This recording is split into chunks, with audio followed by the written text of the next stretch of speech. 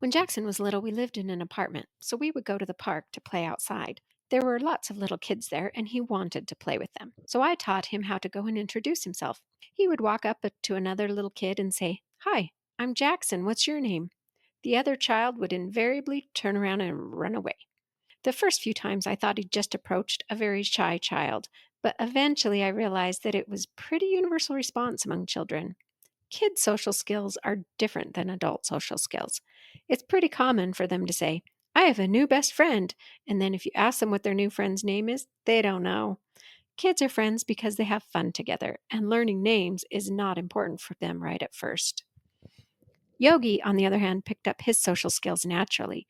He makes friends really easily. When he's in a situation where there are kids he doesn't know, he watches them for a bit and then slowly moves over to the edge of the group. And pretty soon, someone will acknowledge he's there.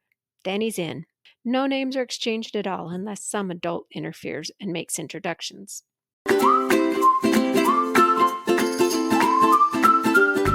Hello, I'm your host, Miriam Brown. In addition to my teaching certificate, I have a bachelor's degree in psychology and a master's in curriculum and instruction. I spent the last decade as a public school teacher, and I want to give you insider tips on how to help your child do well in public school. Today, let's talk about how to help your child make friends at school.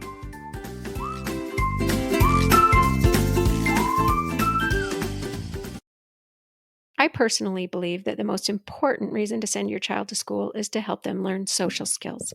Sometimes it's not easy. I've had children be bullied at school. I've had children get in trouble for being the bully at school. All of my children have felt left out at times or had trouble working on group assignments. As a teacher, watching kids struggle socially was one of the hardest things about my job. But human beings are social creatures, and kids really want to connect with other kids their age. And in a world that's quickly changing because AI is getting smarter than us, it might turn out that learning how to get along with others and work together is even more important than reading, writing, and arithmetic. I once watched a nature documentary about male birds that did a little hopping dance to attract a mate.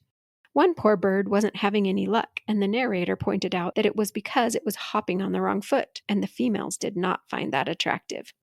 It was an interesting metaphor for social skills. So let's talk about some of the things kids do that might be considered hopping on the wrong foot to other children. I guess we could start with, don't teach your child to say, "Hi, my name is so and so, what's your name?" That's definitely hopping on the wrong foot. No worries though, guys. Jackson figured it out, and he has friends now. So, what are some kid appropriate social skills? For very young children, a friend is just someone you play with. Teenagers will eventually find sitting around and talking fun, but for the littles, it's more about doing things than conversing. The best thing you, as a parent, can do is to give your kid opportunities to play. Whether that means taking them to a park, enrolling them in sports, taking them to a little summer camp, or making play dates with other families. I live in a safe neighborhood, so I just kicked my kids out of the house and told them to go find someone to play with. It was actually the last of their chores. But now my neighborhood doesn't have very many kids, so that doesn't work anymore, and I have to engineer ways for my child to spend time with other children. This is important, though, because as an adult, we've probably forgotten most children's social skills, and your kid will have to learn through trial and error. When you're picking something for your child to do, it's best to find something that they enjoy. I was once talking to a friend about signing our kids up for a summer camp. I knew her child liked Legos, so I had suggested that, and her kid was very excited. But my child was like, "I don't want to go to Lego camp. I want to go to soccer camp."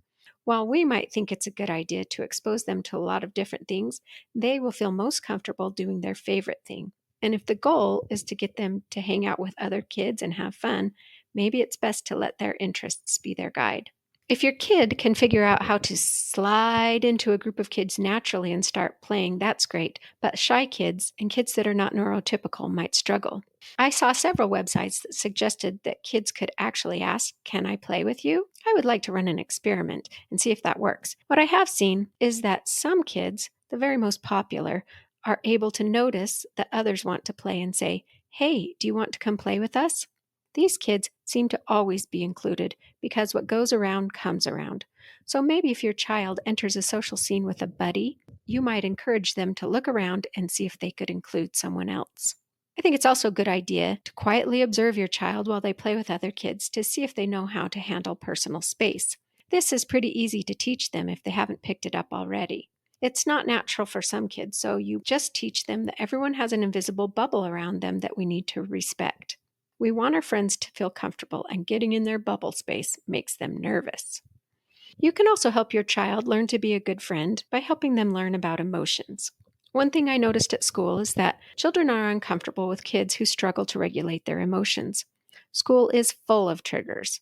Kids can get frustrated when they don't understand what they're learning or when they lose a game, but if they flip out, it makes other kids feel nervous. So it's a good idea to help your child learn some coping strategies at home, so if they get triggered at school, they will know what to do. Tell them it's okay to get angry or sad, but it's helpful to know how to survive these emotions and respond to a situation without hurting people around them.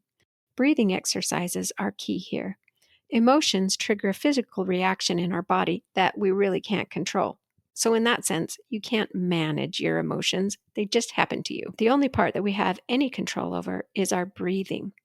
When we slow down our breathing, it triggers a parasympathetic nervous system response that can help calm down our bodies. I had a child who struggled with intense emotions, and it was helpful to learn how to breathe when they were upset. But it took a lot of practice.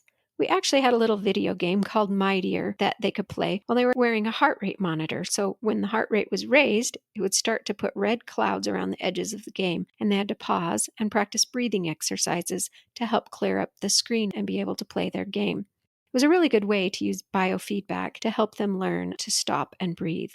I was hoping that I could just have the child do this video game for 15 minutes without me, but it was too frustrating, so I usually have to sit with them and troubleshoot if the game won't load or if their heart rate monitor isn't turning on. All the time we spent on this was worth it when they came home one day and told me, I got frustrated because I didn't know how to draw a rhombus, so I just did my breathing and then I felt better and I could learn how to do it.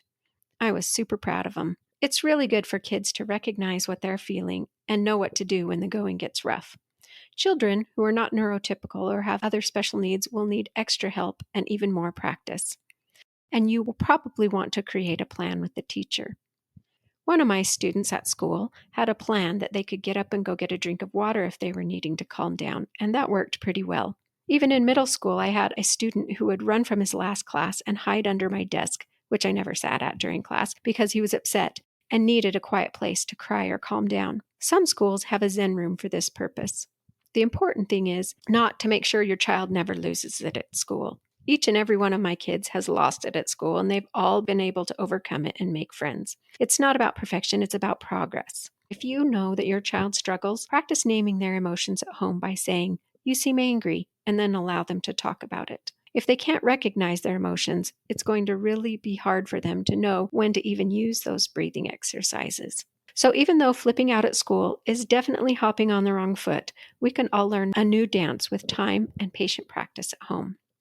Playing games with your child at home is a great time to practice. We naturally want to win, so losing a card game or a board game can help your child learn to manage their disappointment. I am one that likes to let my child win when they're really little, but I also let them lose every so often.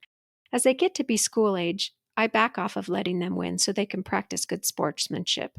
School presents a lot of little competitive situations, so it's important for kids to learn how to be a good loser so they don't lose a silly game at school and end up throwing a tantrum. It's also good to help kids learn to be kind when other people are having strong emotions. It's heartwarming to watch how some kids respond to another child who is struggling emotionally. Often they'll share a little small token like an eraser or a drawing to help make the other kid feel better. You're not going to be able to respond to an upset kid the right way every time because you're human and you're dealing with your own emotions. But the more often that you can respond in a kind and patient way when your child is struggling, the more they will instinctively know how to react when one of their peers is struggling with strong emotions. These kind and helpful interactions will help them make friends. You can also model other good friendship qualities at home. One of the ways kids at school hop on the wrong foot is when they're bossy.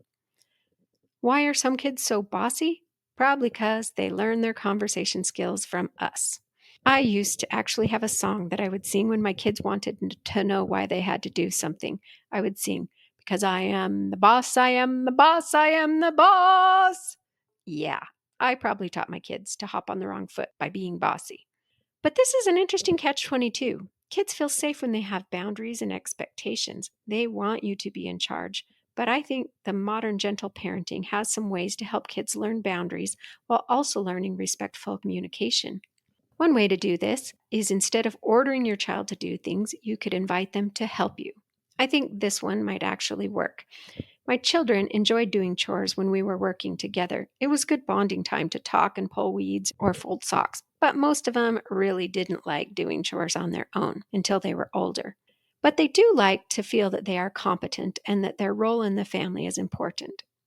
So be grateful for your kids' contributions.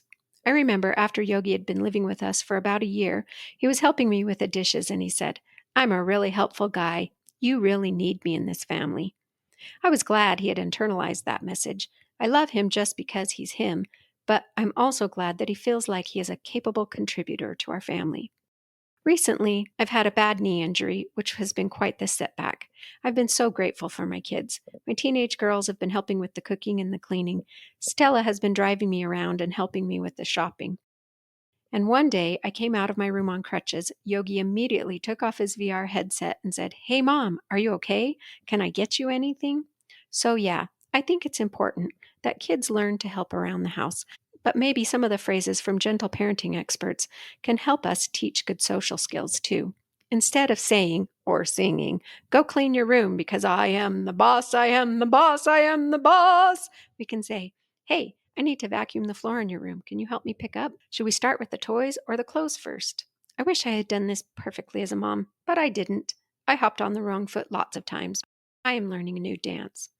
Don't get discouraged when you're learning new ways to communicate with your child and you don't get it right every time. I think I mentioned this before, but one of the best parenting books I read was Liberated Parents and Liberated Children by Elaine Maslish. She was so honest about her journey to speak more respectfully to her children. She said that her goal was to respond with respect about 75% of the time. I loved that the goal was not 100%. And to be honest, at first, you might only remember to communicate respectfully about 10% of the time. But you'll get better as you keep practicing. And don't expect your children to react in any sort of predictable way. Changing communication patterns is hard, and it involves two completely separate humans, so it's a messy process. But even though you might take years to see a difference in the way your child communicates, the idea is to model conversation skills that will eventually help your kids make friends and get along with their colleagues when they're older. These next ideas are probably more like adult ways of communicating. They involve learning how to talk about what the other person is interested in, and very few kids can see outside of their own perspective. Subconsciously, they will be learning how to have a back and forth conversation. One good time to practice is when your kids come home from school. I always start with, "How was school today?" The answer will be good, unless something earth-shattering happened that they are dying to talk about. "How was school" is more of a greeting than a real question, like, "How are you?" Don't expect a big response to it, but I usually follow it up with something that I know they're interested in, like, "Did you have inside recess again today?" Even though that is a yes or no question, I usually will get a play-by-play of what happened at recess because it is something the kids want to talk about. However, if you ask them, "What did you learn at school today?" they'll probably just say nothing. What they learned at school may be what you want to know, but a good conversationalist is in tune with what the other person wants to talk about. Another good thing to practice is the interplay between listening and talking. One way we practice this in our family is a game called High-Low. At dinner, we check in with each other by going around the table. Each person gets to say the worst thing that happened to them and the best thing that happened to them. It's a great chance for us to catch up with each other and practice our listening and talking skills. The more you talk with your child, the better they will get at making and keeping good friends.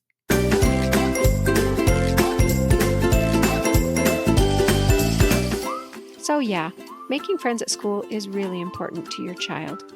You can't directly influence whether they fit in, but there are some things you can do to help them. Friendship is about having fun together, and it is also about respect. Playing games like High-Low or even board games is important, but so is just talking to them and modeling friendship by the way you treat your own friends and your spouse. You're gonna make a lot of mistakes, and maybe, like me, by the time your kids will grown up, they will have changed all the rules of parenting on you and everything you did was wrong. So don't beat yourself up too much about it. Just try to enjoy your kids as much as possible so that even if they're having trouble making friends at school, at least they know they fit in at home. There may be times in your child's life where they have to distance themselves from their friends in order to stay out of trouble. So a loving and supporting home life is essential. But for now, it's time to put down your phone and go play with your kid.